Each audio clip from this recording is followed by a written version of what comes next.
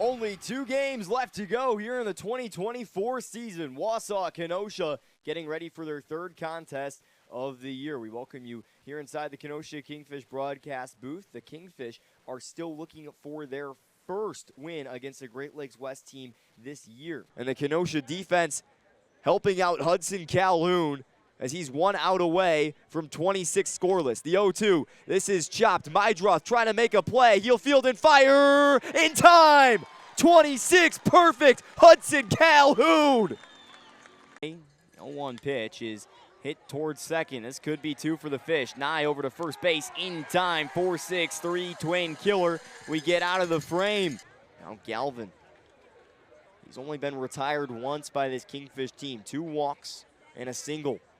This is hit sharply into the glove of Putnam. He puts on the tag. It's a double play. 1-2. Hitting towards right center field. This could be trouble. Peraza giving it a chase. He'll dive and make the catch. Michael Peraza showing off his range. Well, this is the moment you dream of as a kid. Bases loaded, full count. Nobody out. The pitch from Hawkins is swung on and missed. Hawkins comes all the way back from 3-0 to pick up the K. See what Tsubasa Tomi goes to here. The pitch swung on and missed. Strikeout number 500 as a team. First team in the Northwoods League to do so. This inning, the 0-2, strike 3 called. Got him looking. 2-2 on the way.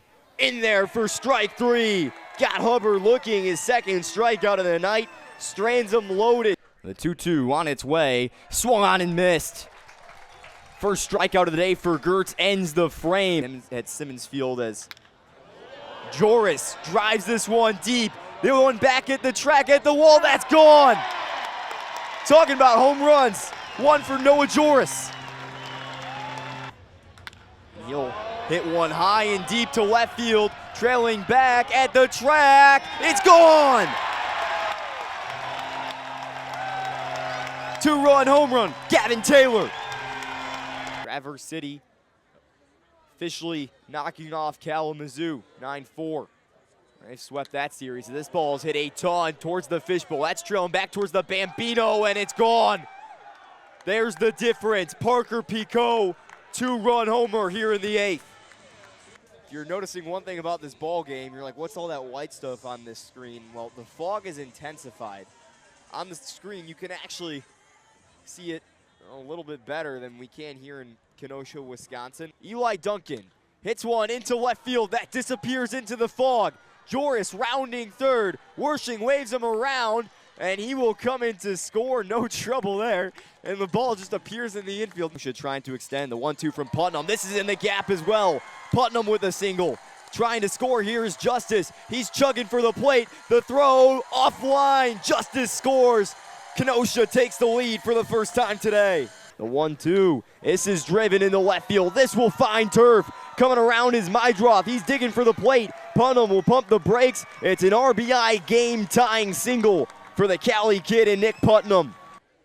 Wakeman's only throwing 8 pitches this inning.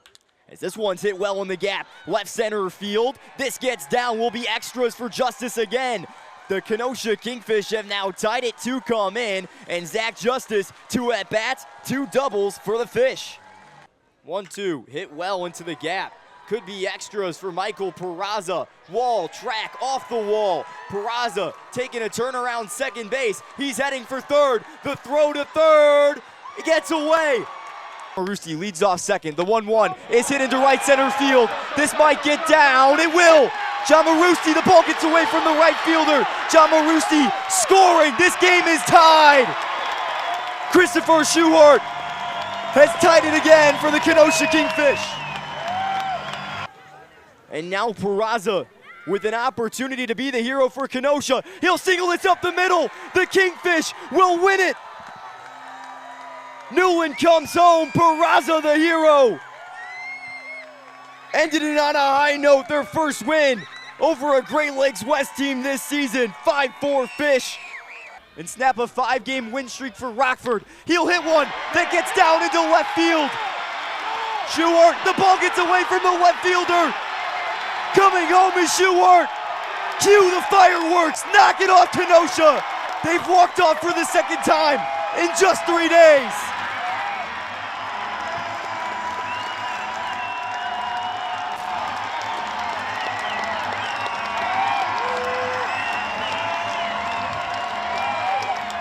So you see that fog fully moving in at historic Simmons Field. Again, that fog is coming all the way across Lake Michigan. Lake Michigan not even a mile from historic Simmons Field. You see Eli Dunn, like, what's going on here?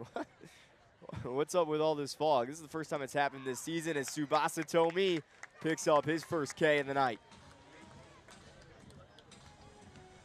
So Tomi racks up the strikeout on Phelan, and that will bring up Derek Sr.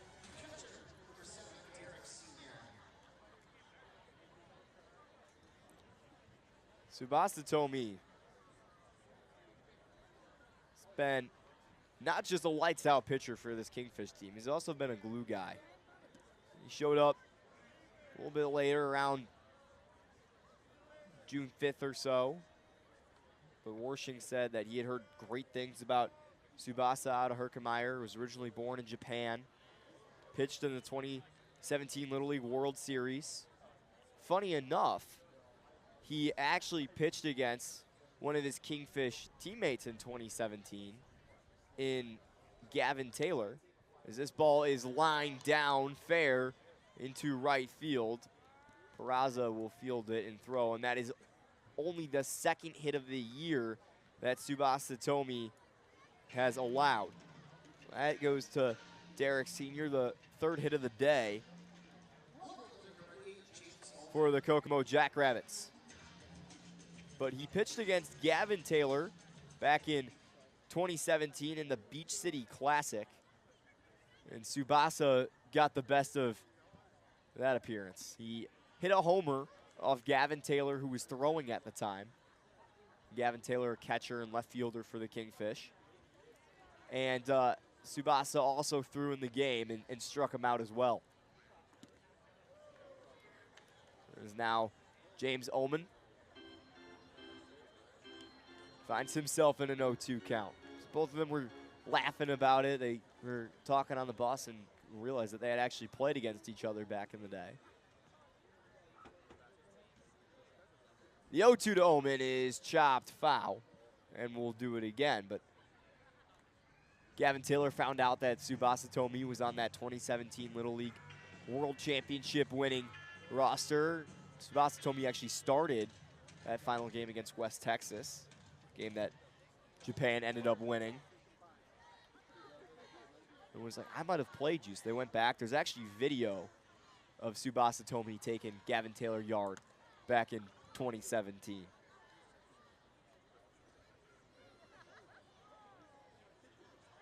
Taylor told me when he faced that Japanese roster, they all had buzz cuts and hats that were kind of folded. 1-2, not there.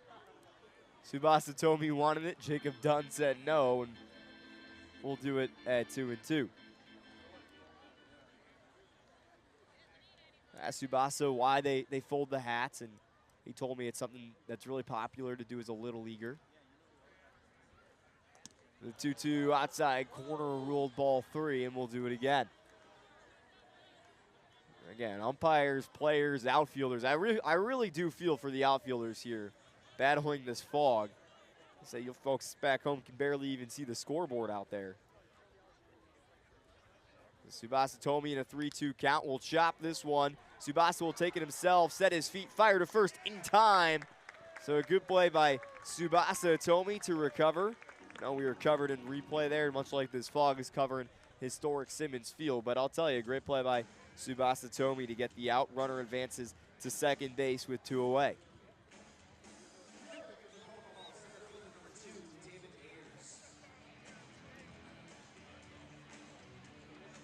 So Ullman goes down on the 1-3. And that brings up David Ayers.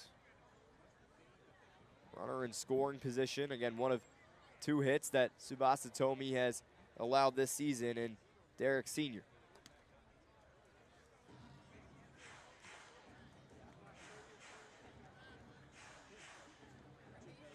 Calhoun, 22 innings scoreless.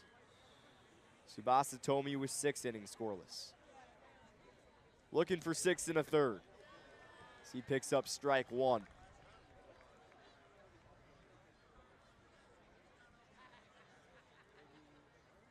And this is the first time that Kokomo and these Kenosha Kingfish have faced off this year. They're going to play each other a lot. Got 6 games to play before the end of the season. Excuse me, the end of the first half.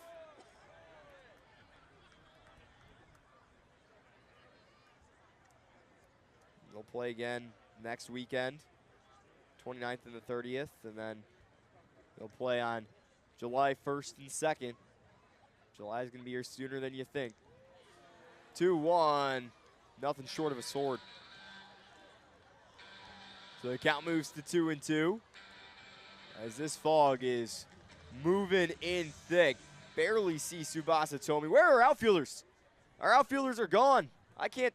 Nick Jamarusti, see ya. I don't see you there. Swiderski, where you at? Right field, Peraza? No go, but strike 3 for Tsubasa Tomi, and he preserves that scoreless frame. Kingfish leading 7-0 on the Northwoods League Sports Network. We're heading to the bottom half.